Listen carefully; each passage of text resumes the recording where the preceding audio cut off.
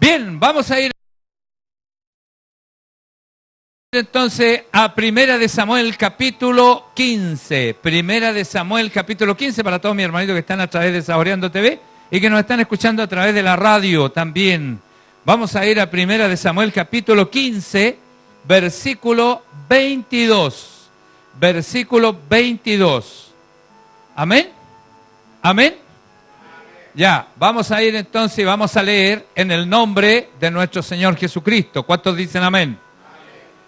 Diga ahí, vea su Biblia usted. Primera de Samuel, capítulo 15, versículo 22. Y Samuel dijo: ¿se complace Jehová tanto en los holocaustos y víctimas como en que se obedezca a las palabras de Jehová? Ciertamente el obedecer es mejor que los sacrificios, y el prestar atención, diga junto conmigo, atención, por eso le pasó más Biblia al Señor. ¿Cuántos dicen amén? Y el prestar atención que la grosura, ¿de qué dice? De los carneros, porque como pecado de adivinación es la rebelión, y como ídolos e idolatría la obstinación. Por cuanto tú desechaste la palabra de Jehová, Él también, ¿qué? Te ha desechado para que no seas rey. Cierre sus ojitos. Padre, agradeciéndole, Señor, su palabra. Aquí está la inyección suya, Señor. Le pedimos, Señor, en el nombre de Jesús, que usted bendiga cada vida, cada mente, cada corazón que esté, Señor, a través de las pantallas, que esté a través de la radio. Señor, que pueda, Señor, oír con atención, Señor. Que pueda, Señor, esta noche quedarse, Señor, con este mensaje para vivir el resto de su vida en esta tierra, para llegar a vivir eternamente con usted. Dios Todopoderoso, rogamos, hombre y carabajachizalay, rogamos su preciosa bendición, Señor, en el nombre de Jesús de Nazaret. ¿Cuántos dicen amén? Amén. ¿Cuántos dicen amén al Señor? Amén. Denle la gloria a Dios. Gloria a Dios, gloria a Dios, gloria a Dios para siempre. Que Dios les siga bendiciendo, hermanito. Puede tomar asiento. Todos mis hermanitos, mucha atención. Dijimos que este es, hermano, quizás a lo mejor mucho conocimiento podemos aplicar a la vida de nosotros, pero la verdad que este es un fundamento de conocimientos, de vida en el Señor. Podemos hablar de muchas formas de vida de Dios, pero este es un fundamento. Por eso le voy a explicar algunas cosas que cómo vivimos nosotros. A lo mejor, hermano, no somos buenos para orar, ni para ayunar, ni para hacer tanta vigilia, ni para esto, ni para lo otro. Somos muy malos para muchas cosas. Pero si realmente tratamos de vivir conforme ha establecido Dios en su palabra, eso nos va a llevar al cielo, hermano. Téngalo por seguro. Porque lo que Dios estableció es lo que nos sirve. ¿Cuántos dicen amén? Porque es la forma de vida. Es forma de vida que Dios nos entrega a nosotros.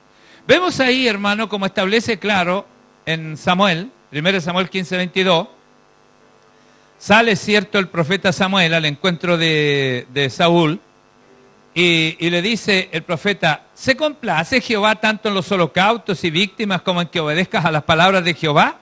Porque ¿qué es lo que estaba pasando con Saúl?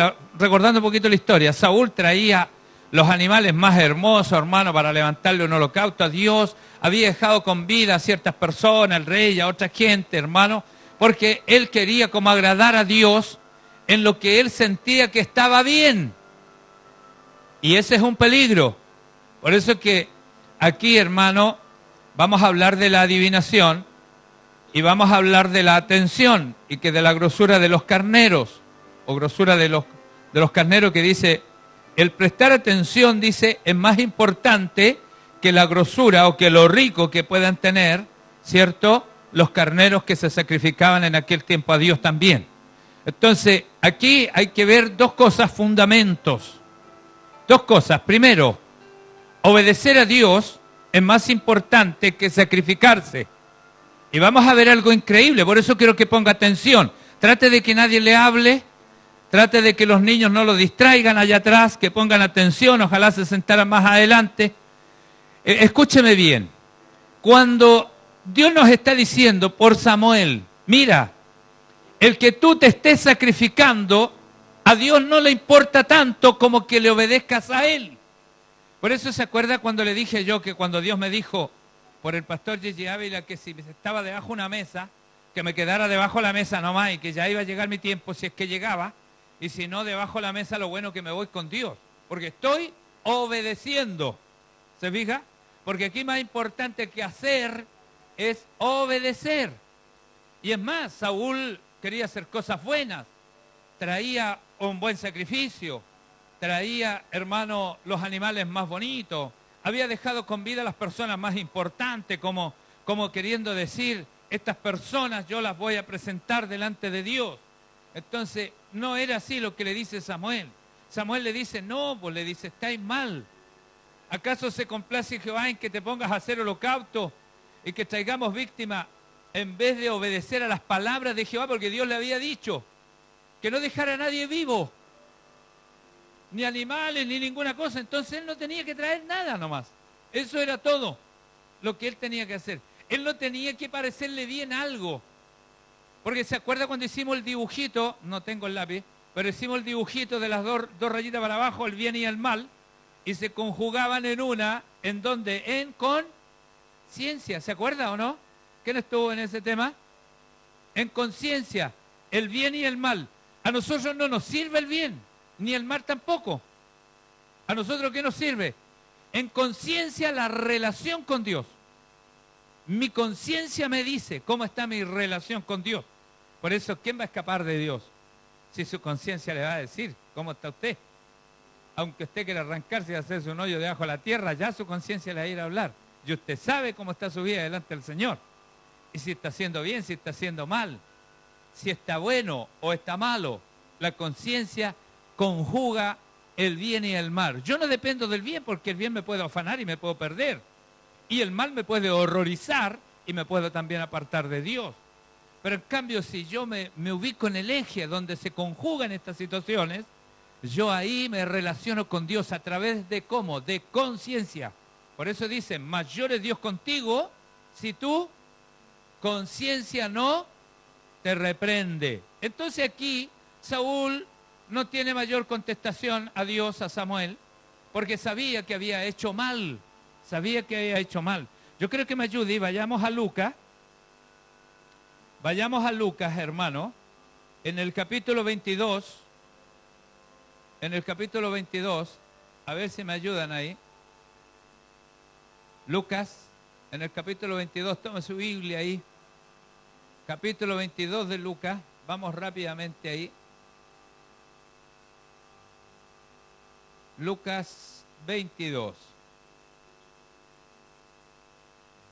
Vamos, los últimos versículos, a hablar de la crucifixión del Señor. Fíjese usted aquí,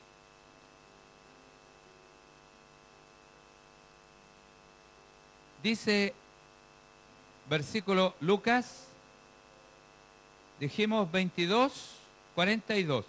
Perdón, vamos a leer primero el 22.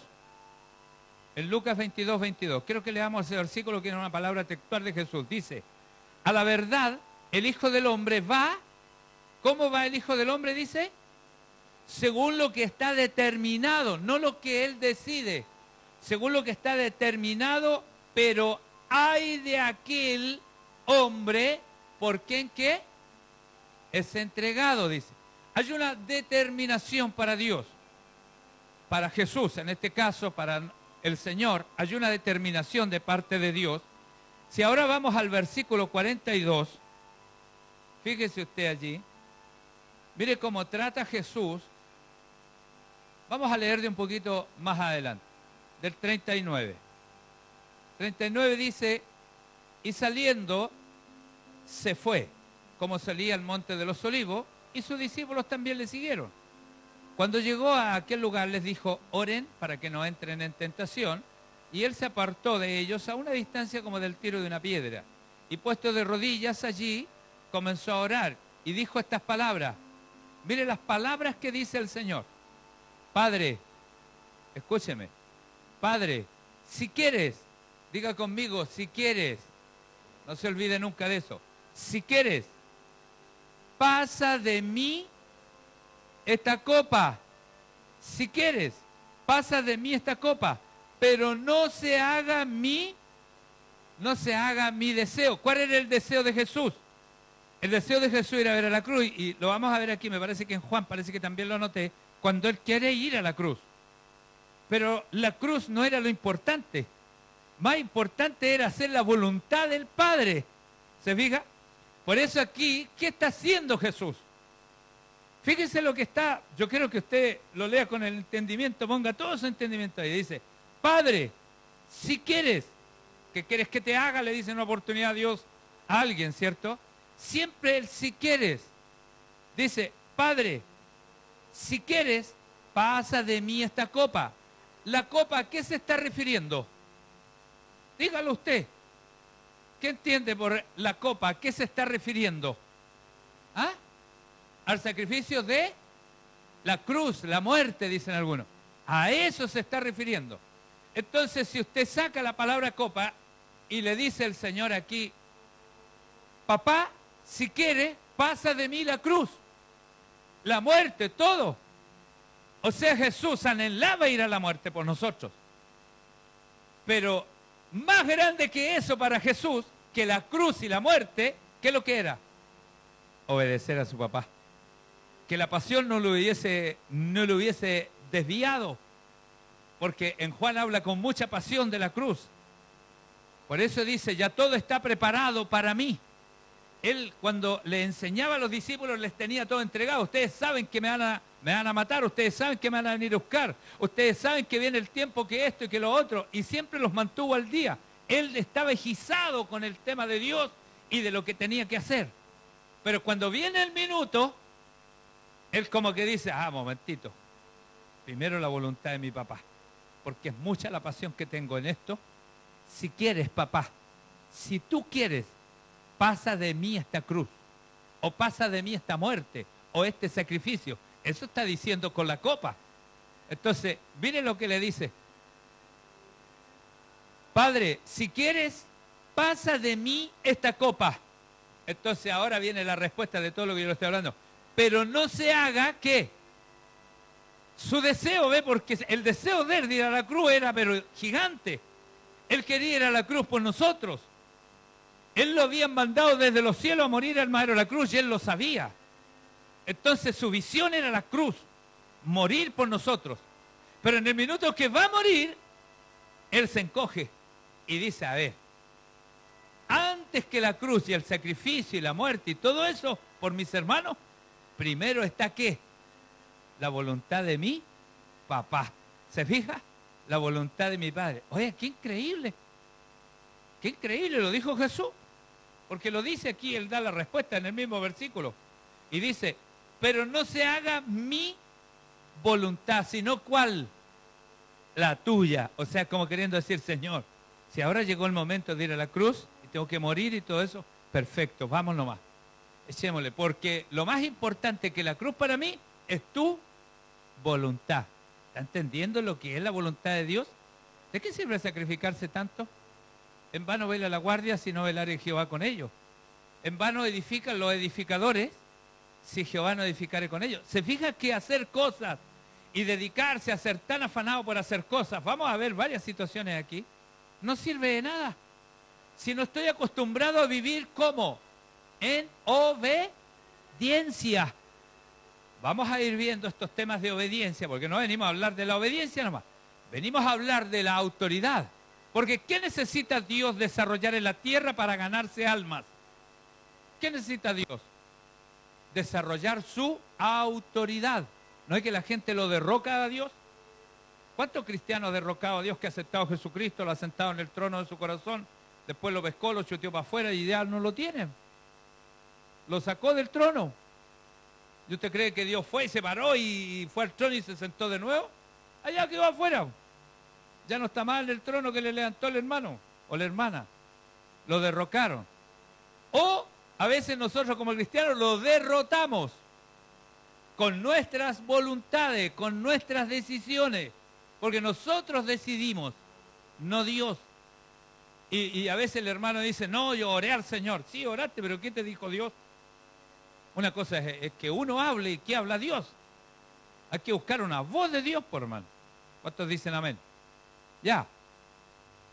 Bueno, estamos viendo entonces, bien delicadito así, pero bien claro, de que Jesús, cuando trata en el minuto de ir a la cruz, le dice, papá, pasa de mí esta copa, pasa de mí esta cruz si tú quieres. Porque no quiero que se haga mi voluntad, porque mi voluntad, ¿cuál era? Ir a la cruz. Mi deseo, ¿cuál era? Hacer lo que yo quería hacer, ir a la cruz y morir por mis hermanos. Eso es lo que quería Jesús. Pero Jesús no quería que eso prevaleciera. ¿Qué quería él? ¿Qué era más importante que la cruz para él? Hacer la voluntad, estar en obediencia, estar en voluntad de Dios. Fíjese usted, vamos a ir a Juan 18, a Juan capítulo 18, versículo 11. A ver si me ayuda allí, con su Biblia. Juan capítulo 11, capítulo 18, versículo 11. Mire lo que dice allí el Señor. Por eso le decía yo que él estaba ahí. Jesús entonces le dijo a Pedro, conversando con Pedro, Jesús le dice, mete tu espada, le dice, ¿qué le dice? En la vaina. La copa que el Padre me ha dado, ¿no la he de beber? ¿Se fija la convicción de Jesús? Lo claro que tenía las cosas él. Él estaba tan apasionado, tan convencido, estaba tan metido en la voluntad del Señor, en la voluntad de su Padre, en el deseo de cumplir, que el eyectar la obra que él tenía que hacer, lo lleva a pensar, Señor, pasa de mí esta copa, porque es tanta mi pasión, quizás, pero yo quiero que se haga tu voluntad. ¿Se fija? Yo quiero que se haga lo tuyo, no lo mío. Quiero que se haga lo tuyo, no lo mío. Entonces, cuando nosotros practicamos la obediencia, para practicar la obediencia, ¿qué debo vivir? Debo vivir la autoridad de otro. ¿Se fija? Porque yo estoy en obediencia, significa que a mí me mandan. Porque ¿a quién obedezco si nadie me manda? Entonces, para yo practicar la autoridad de Dios, debo vivir ¿cómo? En obediencia. Amén. Los hermanitos decían antiguamente, en la obediencia está la ganancia. A veces hay hermanitos así, cuando comenzamos nosotros con nuestras políticas, me recuerdo que años atrás, cuando se comenzó a fundar el ministerio, Dios comenzó a darme de tener libro, tener esto, tener lo otro. Algunos hermanitos reclamaban, y pastor, y tantas leyes, y tanta cuestión, y tanto ejercicio que hay que hacer, y hay que llenar papeles por cualquier cosa. Eso es vivir bajo autoridad. Por eso aquí ningún hermanito se manda solo, pues, hermano. O si no, ¿para qué me colocaron a mí, pues? Si yo siempre le he dicho que me eche la culpa a mí, usted, pues. ¿Sí o no? Estoy yo para pagar los platos rotos aquí, pues. Si para eso me pagan a mí. Entonces usted debe vivir bajo esta autoridad, porque a mí me pagan para pagar los platos rotos, pues, hermano. Por eso que los hermanitos, nosotros somos fundamentados en autoridad. Así vivimos. Y eso es saludable. Eso nos lleva a la dirección divina. Nos lleva a la dirección de Dios. Nadie funciona. De repente aquel hermano que les han dado la gana de hacer, hey, momentito, hicieron el papel, allá me arrugan las cejas. Los administrativos como que se ponen medio raros, como que tampoco les gusta a ellos porque, o sea, ellos tienen que hacer el papel. Y no les gusta mucho. Oye, ¿por todo hay que hacer un papel? Sí, por todo hay que hacer un papel. Porque así vivimos. Así es el fundamento. Estamos hechos bajo autoridad. Y el que no se sujeta a autoridad está en desobediencia. Y la desobediencia, escúcheme, mire lo que dice la palabra. A ver si tengo esa cita aquí. A ver si la tengo. No. A lo mejor va a salir más adelante, pero se lo voy a ir diciendo. La desobediencia es como pecado, dice la Biblia. Me parece que en Samuel 15 es como pecado de ¿qué? Adivinación. ¿Y sabe lo que es la adivinación? El que futura autoridad. Supongamos la adivinación, yo predigo con autoridad cosas para que pasen o que van a pasar. ¿Se fija? ¿Y quién solamente tiene esa autoridad? ¿Ah? Dígalo fuerte, vos. Dios, por hermano. No puede haber nadie. Dice la Biblia, oh alma, esto, lo otro, dice, no sabes que mañana puedes morir, porque aquí tú no tenés contado tus días. Aquí soy yo el que la llevo, soy yo el que digo. Y establece claro en la Sagrada Escritura Dios que Él es el que controla los días, Él es el que controla todo. Está todo bajo la autoridad de Dios. Entonces cuando dice que la desobediencia, cuando yo desobedezco, Él lo ve como un pecado de adivinación, lo mismo que le pasó a Satanás. Porque eso es como querer el futuro, querer tener el futuro en las manos de uno. ¿Se fija? Entonces es complicado. Porque no solamente alguien dice, desobedeció, bueno, ya es. No, es que Dios lo ve de otra manera. Lo que estamos haciendo es derrocando a Dios. Lo estamos sacando del trono que le hemos dado a Dios en nuestro corazón.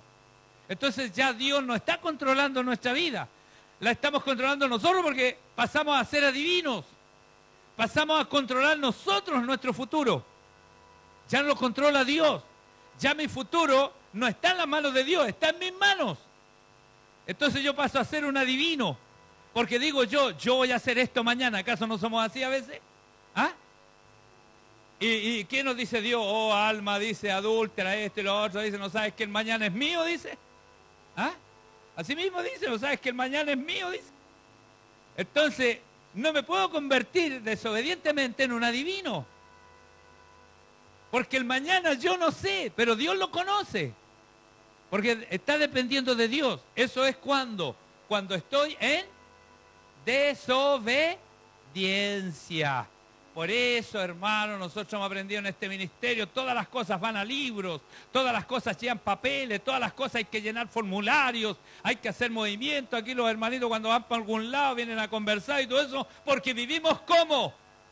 Bajo autoridad. ¿O te cree que me pagan para qué a mí? Y para eso me pagan a mí, po. O me voy para la casa, po. Sí, porque hay pastores que pecan de bueno, pues ellos son pastores buenos. No, yo soy un buen pastor. A lo mejor medio malo para algunas cosas, desagradables para otras, pero soy un buen pastor, trato de ser un buen pastor. De adoctrinar, de enseñar bien, de guiar bien. De que todos nosotros vayamos para el cielo, pues, hermano. Porque vaya donde tenemos que ir. ¿Cuántos dicen amén? ¿Le gusta el tema o no? Porque los veo medio serios, así, medio... Nadie está contento, sonríe, a Cristo le ama. Si el Señor no nos ha dejado, hermano. Es un tema. Usted decide cómo lo pone por obra o qué discierne o qué juzga. Usted lo decide. Mire, en Mateos 26, leímos Juan 18, ¿cierto? 11. ¿Lo leímos? Sí, lo leímos. Jesús entonces le dijo a Pedro, mete tu espada en la vaina, la copa que el Padre me ha dado, ¿qué le dice?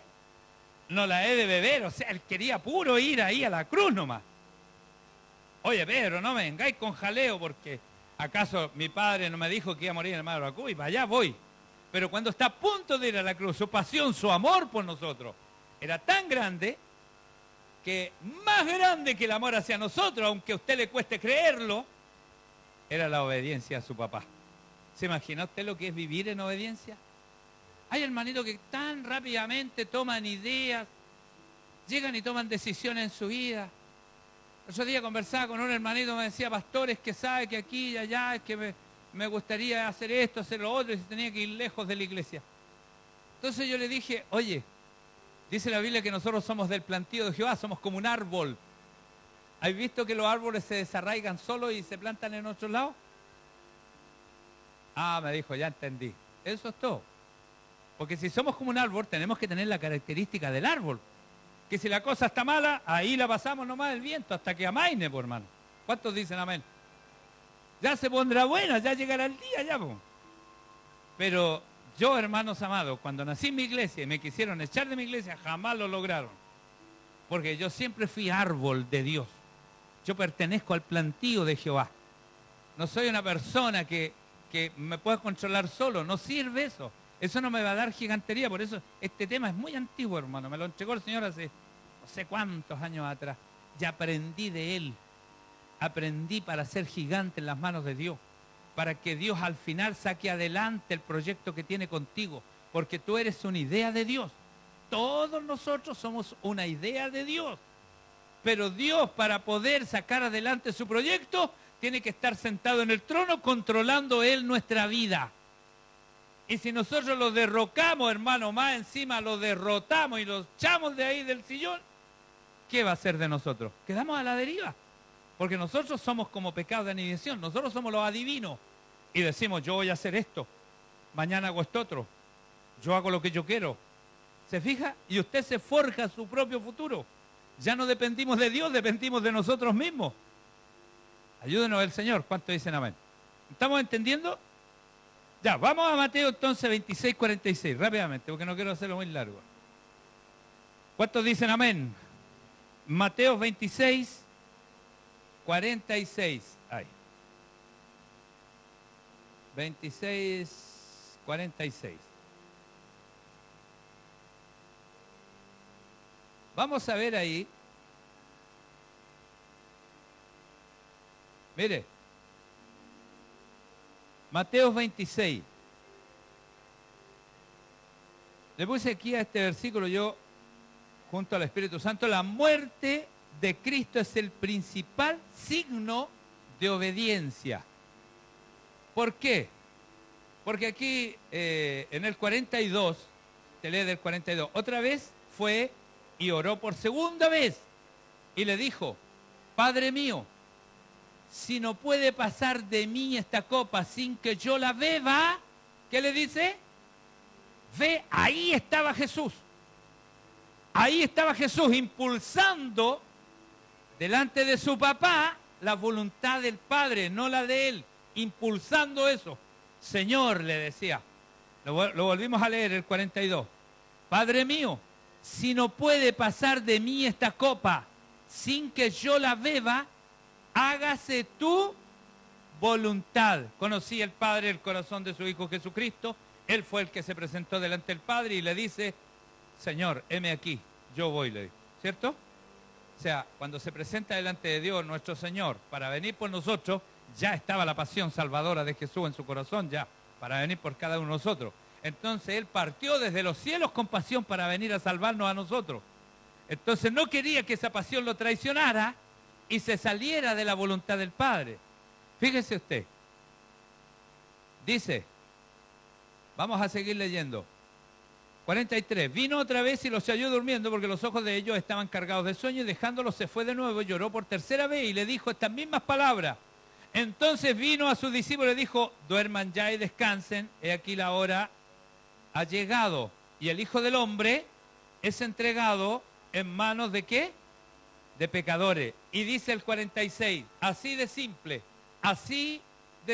una vez que ya ora 3 veces Jesús, 3 veces expone su corazón delante del Creador, delante del Padre, queriendo decirle, papá, hágase tu voluntad, no la mía. Papá, hágase como usted quiera, no la mía. Yo tengo la pasión para esto, pero hágase lo suyo, no lo mío. Fíjese usted, en el 46 dice, levantaos, vamos, ved, se acerca el que me entrega. Se lo voy a decir en palabras más simples. Le dice, chiquillos, párense, vean lo que va a pasar ahora. Vean lo que va a pasar ahora porque se acerca el que me entrega. Le decía el Señor que ahora, Él tenía una pasión increíble, hermano. El amor de Jesucristo hacia nosotros partió, hermano, desde antes que Él llegase a la tierra, porque se presenta el Creador allá arriba. Entonces la pasión es gigante. Entonces Él se levanta, es como cuando alguien va al estadio a ver su equipo. Entonces sabe que juega contra su equipo, pero Él va seguro que su equipo va a ganar, aunque pierda, pero va seguro que su equipo va a ganar. Así, vamos, levantémonos, vean ustedes lo que va a pasar ahora porque se acerca el que me entrega, le dice. Véanlo ustedes con sus propios ojos, le dice. Entonces, ¿qué está proyectando Jesús? Su amor, su cariño. O sea, si alguien, hermanos, si de algo podemos hablar de Jesús, que oiga, lo único que lo podía haber desviado de este sacrificio por la salvación de nosotros era la voluntad de su Padre, nada más. Porque es pasión, porque una vez escuché a un hermanito predicar una verrosidad del versículo de ese Padre, pasa de mí esta copa. Hablaba de la humanidad de Jesús, de que Jesús se hizo hombre, y decía que como que Jesús tuvo miedo de ir a la cruz. En el fondo eso es lo que está. Jamás la pasión de Jesús, hermano, lo podemos ver en otras partes de la Biblia, era que Él quería llegar a la cruz. Él quería morir por nosotros. Él venía desde los cielos inyectado con Él, para todos nosotros. O sea, para Él no había, hermano, otra idea de morir por nosotros. Pero Él cuando está a punto, Él para y dice, momentito, hágase la voluntad de mi papá, papá, hágase tu voluntad. Entonces toma todo lo que había en su corazón y lo pone delante del Señor. Fíjese usted ahora, ayúdeme allí, en Primera de Samuel, a ver, Primera de Samuel, ahí está el pecado de adivinación. Primera de Samuel, si me ayudan.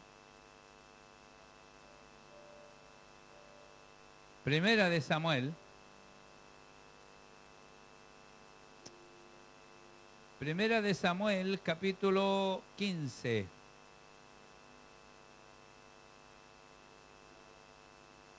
Primera de Samuel, capítulo 15. Ya. Vamos a Primera de Samuel, capítulo 15. De nuevo. Vamos al versículo 23. Vamos al versículo 23. ¿Qué dice el 23? Primera de Samuel, capítulo 15. A ver. Versículo 23. Sí, versículo 23. ¿Qué dice ahí? Porque como pecado de adivinación es la rebelión o desobediencia. Cuando yo desobedezco me rebelo. Es la rebelión. Y como ídolos e idolatría la obstinación, porque está hablando de desobediencia, de rebelión y obstinación. Por cuanto tú desechaste la palabra de Jehová, Él también te ha desechado para que no seas rey, le está diciendo Samuel a Saúl. Pero fíjese aquí Samuel le está diciendo a Saúl que su desobediencia es como pecado de adivinación. ¿Por qué? Porque él controla su propia vida, él proyecta su futuro. Y dice, voy a hacer esto y hacer lo otro, y él manda y controla toda su vida. Él hace lo que él quiere hacer. Pues el adivino es eso, el adivino es proyectar, es hacer una vida futurista de sí mismo, o de lo que sea. Entonces, ya no depende de nadie, depende de la persona en sí mismo. Yo busqué la etimología de adivinación, y es eso. Quiero que me ayude ahora allí en Mateo 7:21. Mateo 7, vamos a ir lo más rapidito posible, a ver si... Mateo 7:21. Mateo capítulo 7, versículo 21. ¿Qué es lo que tenemos ahí nosotros? Vamos a leer. 21. Fíjese lo que pasa aquí. Yo quiero explicarle algo. Dice, no todo el que me dice, Señor, Señor. No es todo el que diga Señor, Señor. O sea, aquí no se trata de lo que salga de la boca. Aquí se trata de cómo se viva. Cómo se viva. Dios le conoce. Por eso yo siempre he dicho, nadie hace leso a Dios, hermano, en una hora de oración. Nadie hace leso a Dios en un ayuno, o porque hizo un ayuno. Es una forma de vida, es una forma de vivir. Fíjese usted. Entonces dice el 21, no todo el que me dice Señor, Señor, entrará en el reino de los cielos, sino el que hace la voluntad de mi Padre que está en los cielos. Muchos me dirán en aquel día, Señor, Señor, profetizamos en tu nombre, y en tu nombre echamos fuera demonios, y en tu nombre hicimos muchos milagros. Entonces les declararé, nunca les he conocido, apártense de mí, hacedores de maldad. Esta era gente que funcionaba en la iglesia. ¿Ah? Lo hemos conversado en otros temas, es gente que funcionaba en la iglesia. Pero ¿cuál era el problema de ellos? Que ellos estaban bajo el pecado de adivinación. Ellos me preguntarán, ¿y por qué me acusa de adivino el pastor? Uno de ellos me podría preguntar eso. Yo le diría, porque has decidido tu propia vida espiritual. Dios no ha decidido por ti, la has decidido tú. Tú has decidido hacer esto, tú has decidido ir a ver enfermos, tú has decidido ir a predicar a la calle, tú has decidido profetizar, tú has decidido todas las cosas. Señor, dicen esto, fíjese usted, lo volvemos a ver. Dice, muchos me dirán en aquel día, Señor, Señor, el 22. Muchos me dirán en aquel día, Señor, Señor, profetizamos, amén, en el nombre de Jesús. Echamos fuera demonios. También dice que en tu nombre, en el nombre de Jesús. Hicimos muchos milagros también en tu nombre, Señor. ¿Se fija? Pero estaban fuera de la cobertura de Dios. ¿Por qué estaban fuera? Porque no estaban bajo autoridad. No sirve de nada que cosas pasen si no pasan en el Señor. Si Dios no maneja el trono, si Dios no va sentado en el sillón que le tenemos en el corazón. ¿Cuántos dicen amén? Ya, vamos inmediatamente entonces a otro, rapidito. A ver, pusimos una nota aquí en este versículo con el Señor. Me decía el Señor, hay dos cosas que deben prevalecer en la vida para el ser humano, en el mundo entero. Confiar en la salvación por Dios. ¿Cuántos realmente confiamos que vamos a ser salvos? A través de Dios, a través de nuestro Señor Jesucristo, de su Hijo, que el Padre le ha mandado. Realmente estamos aquí por eso, ¿cierto? Esa es una de las primeras cosas que tenemos que tener muy claras, hermano. Y que nunca debemos dudar de eso, que hay un Salvador, que hay un Dios que hizo un movimiento con su Hijo Jesucristo para salvarnos. Y dice, segundo, confiar en la salvación por Dios y vivir bajo su autoridad de esa salvación. ¿Me entiende? Si no soy capaz de vivir bajo la autoridad de esa salvación, hermano, no sirve de nada. Señor, yo profeticé en tu nombre, hice esto en tu nombre, hice una cachada de cosas en tu nombre, Señor. Fuera de aquí hace horas de maldad, dice Dios. Entonces no, yo confío en que mi Dios es mi Salvador. Entonces ahora también me proyecto para vivir bajo su autoridad. ¿Se fija? Bajo su control. Que Él haga su trono en mi corazón. Ya, vamos a ver una historia rapidito, cortita en Números, el libro de Números capítulo 12. Fíjese usted, les voy a leer una historia así, cortita y rapidita. Números, capítulo 12. Números, capítulo 12. Señor. Números.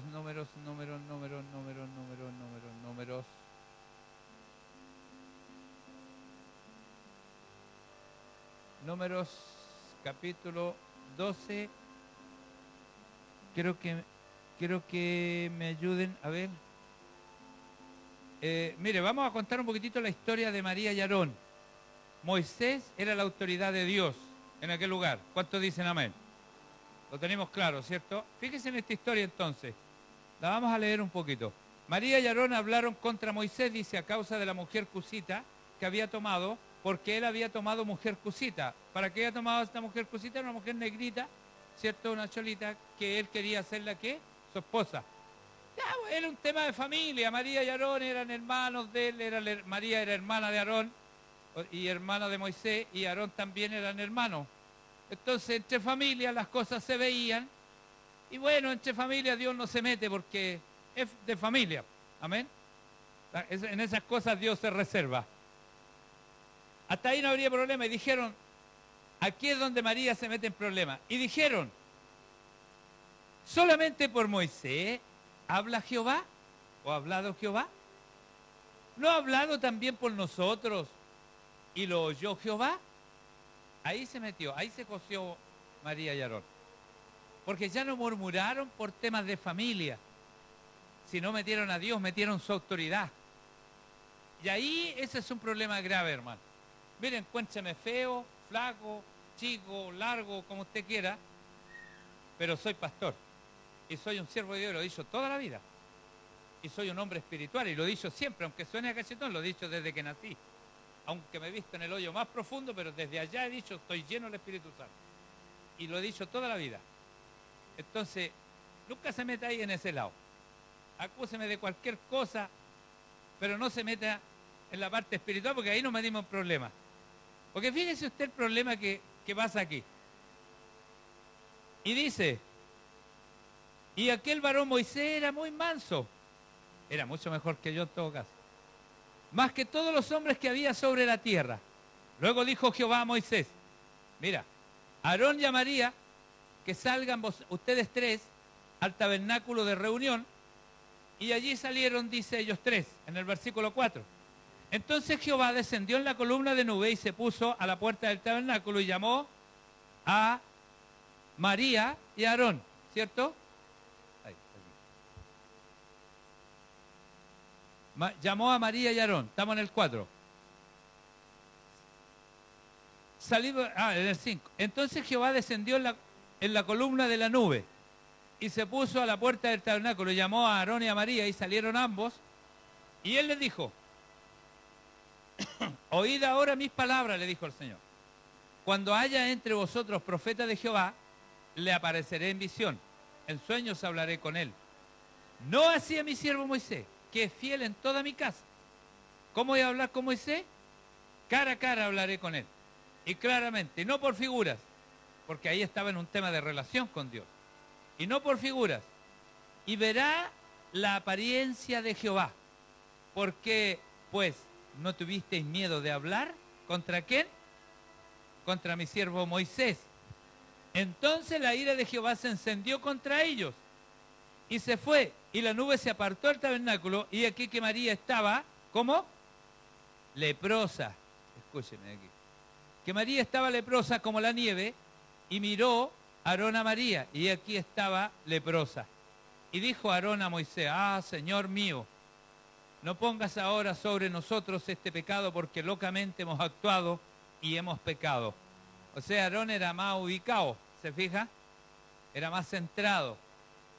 Cuando viene Dios a hablar con ellos, María y Aarón van al tabernáculo de reunión, allí donde se reunían para conversar. Allí era donde Dios les profetizaba y Dios usaba a María, usaba a Aarón para que le hablaran al pueblo y todo eso. Pero aquí se encontraron con un problema. Se encontraron que ellos habían faltado a la autoridad de Dios, a Moisés. Por cuanto habían faltado, Dios había dejado caer una lepra sobre María. Yo creo que voy a seguir leyendo otros versículos más, porque mire cómo termina este tema. La nube se apartó del tabernáculo, y aquí María estaba leprosa como la nieve, y miró a Aarón a María, y aquí estaba leprosa, y dijo Aarón a Moisés, Señor mío, no ponga sobre nosotros este pecado. Escúcheme. Y dijo Aarón a quién. ¿Está leyendo conmigo el 11? Y dijo Aarón a quién. ¿Y por qué no oró a Dios? Y dijo Aarón a Moisés. ¿Qué le dijo? Mire, para que vea usted cómo funciona la autoridad de Dios. Le dijo, y dijo Aarón a Moisés, Señor mío. ¿Qué le dijo? No pongas ahora sobre nosotros este pecado. Pero ¿qué si Moisés no tenía ni idea que lo hubieran estado pelando, por hermano? Ni sabía que estaban murmurando de él. Ni sabía ni por qué Dios los estaba llamando al lugar de reunión, ni lo sabía. Pero se fija cómo cambia el semblante de Aarón. ¿A quién veía en Moisés? A Dios. Si fue Dios el que puso el pecado sobre ellos, no Moisés. ¿Me está entendiendo entonces? De que aquí no se fue contra la autoridad de Moisés, sino con lo que Dios había colocado. Un día vamos a pasar la autoridad delegada de Dios, que se llama. No la vamos a meter en ese tema, porque si no vamos a ir para otro lado. Pero estaba Dios mismo en Moisés. Entonces Aarón sabía y estaba consciente de que Dios estaba en Moisés. Entonces va después, cuando una vez que ya ve a su hermana llena de lepra, le dice, Señor mío, está tratando con Dios. No pongas sobre nosotros este pecado, le dice. ¿Qué? Moisés no tenía poder para poner pecado en nadie, por hermano. Si el único que tiene poder para perdonar pecado, limpiar y lavar y Y todo lo que se puede hacer en el pecado desde la fundación del mundo es Dios. Entonces, aquí ve a Dios, Aarón. Ya no ve a Moisés. ¿Por qué no lo vio antes cuando se puso a murmurar con María? Si sabía que Dios estaba en él, que era su autoridad delegada de Dios. ¿Se fija? O sea, es complicado, hermano, vivir fuera de autoridad. Mire, vamos a terminar con unos versículos maravillosos. Voy a apurar. Ya, vamos, sigamos entonces. Vamos a otra rápidamente. En Lucas 7, Lucas 7, a ver si me ayudan ahí. En Lucas 7, Lucas capítulo 7. Lucas capítulo 7. Vamos a ver. Con esta cita terminamos. Ponga atención. Mire lo que dice ahí.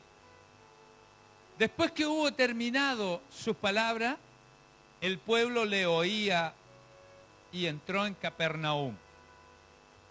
Y el siervo de un centurión, estoy en el versículo 2 de Lucas 7, y el siervo de un centurión, a quien éste quería mucho, estaba enfermo, a punto de morir. Cuando el centurión oyó hablar de Jesús, le envió unos ancianos de los judíos rogándole que viniese y sanase a su siervo.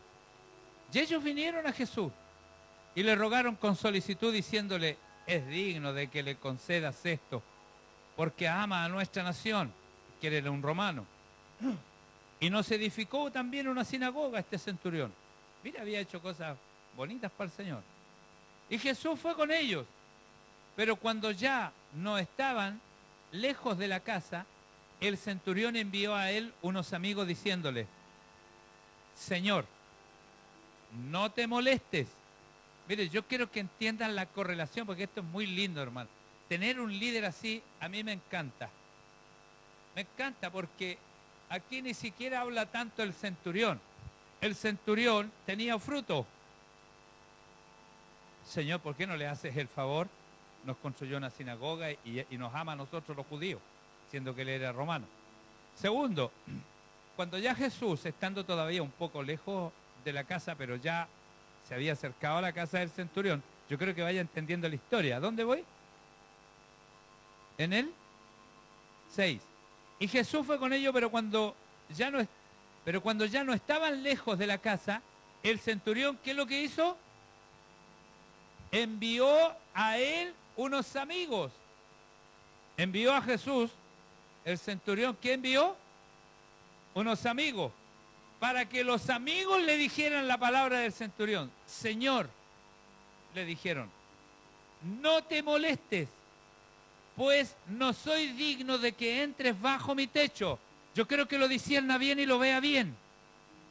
Aquí está el centurión parado. Aquí está Jesús, en este otro lado. Falta todavía un poco que llegue Jesús a la casa del centurión. Yo creo que entienda esto de la autoridad. Falta todavía que llegue Jesús a la casa. Pero el centurión, que era un hombre que vivía bajo autoridad, habla con amigos de él y le dice, vayan donde el Señor Jesucristo o donde Jesús y díganle esto. ¿Qué le dijo? Señor, no te moleste, pues no soy digno de que entres bajo mi techo, porque lo que ni aún me tuve por digno de venir a ti, porque no había ido para allá, pero di la palabra y mi siervo será sano. Fíjese usted, vamos a seguir hablando de lo que habla el centurión a través de los amigos. El centurión mandó a los amigos. La misma palabra que dijo el centurión, la dijeron los amigos de Jesús a Jesús. ¿Se fija hasta dónde estaban bajo autoridad esos siervos?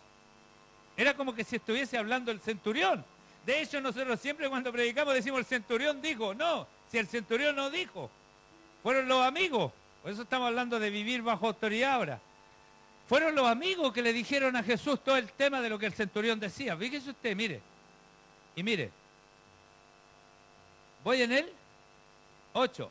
Porque también yo soy hombre puesto bajo autoridad. ¿Quién estaba hablando?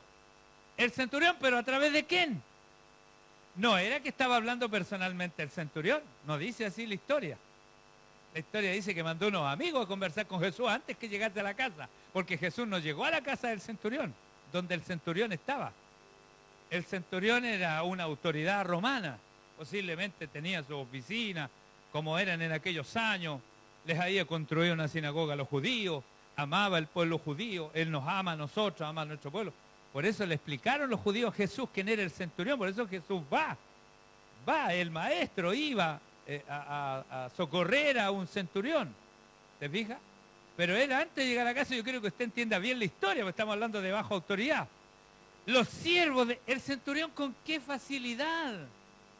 ¿Con qué confianza manda esa gente como que si fuera su misma voz?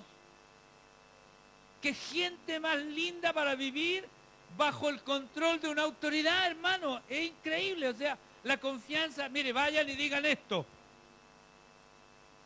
Me parece increíble que el gobierno de Dios funciona de la misma manera, por eso es que funciona bajo apostolado. Los apostolados eran esos que la voz del rey era la voz del apóstol era la voz del rey. El anillo que ponía el apóstol en certificar algo de un rey, era el rey que lo hacía. Por eso el gobierno de Cristo comienza con 12 apóstoles también, porque es la misma. Por eso todo lo que hay en la Biblia, hermano, Dios no puso nada así por ponerlo. Todo lo puso para que nosotros lo entendiésemos, cómo se forman las cosas, cómo están. Yo le he explicado de la situación de la relación Dios-la iglesia, en la boda judía. Cómo se instaura un reino, está todo. Si nos vamos a las historias vamos a encontrar muchas cosas, hermano. Mire, y le dice el centurión a través de su amigo, en el 8, porque también yo soy hombre puesto, ¿cómo le dice? Bajo autoridad. Y como estaba bajo autoridad, dice, y tengo soldado bajo mis órdenes, esos amigos que haya mandado. Y le digo a este, ve y va. Al otro le digo, ven y viene. Y al otro le digo, y a mi siervo hace esto, y lo hace. Y mire cómo dice al tiro el versículo, el 9. Al oír esto, no está hablando de sanidad, no está hablando de sanar al enfermo, ninguna cosa.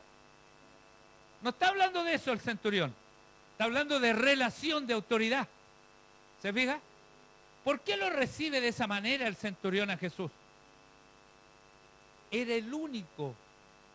Por eso Jesús se maravilla, porque Jesús lo que más le dijo a los judíos que él venía bajo autoridad. Él no hablaba de lo que a él se le ocurría, ni hacía lo que él quería. Él no llegaba y se iba para donde él le daba las ganas, sino que él venía a cumplir un mandamiento del Padre. Y los israelitas lo que nunca le creyeron fue eso. Yo vengo mandado, yo soy el Hijo de Dios. ¿A dónde?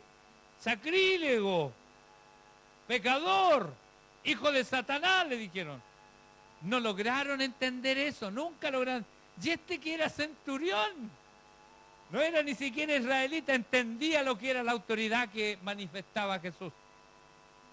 Y la conocía tan bien el centurión, que ni siquiera fue él al encuentro de Jesús.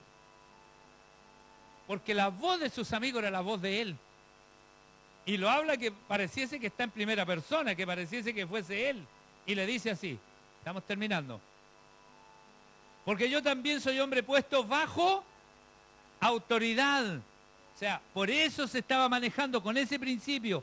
Y tengo soldado bajo mis órdenes y le digo a este, ve y va. Al otro, ven y viene. Y a mi siervo le digo, haz esto y lo hace. Al oír esto, ¿qué le pasó a Jesús? Se maravilló al oír eso.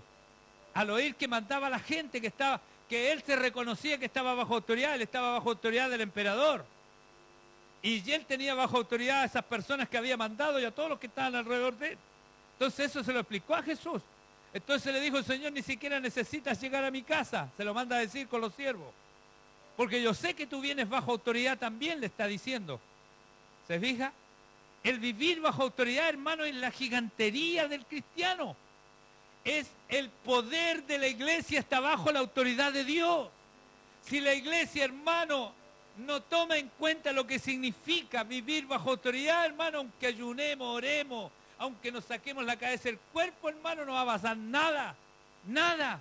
Porque la esencia del poder, de la capacidad de Dios, es que Él controle mi vida, Él controle mi vida.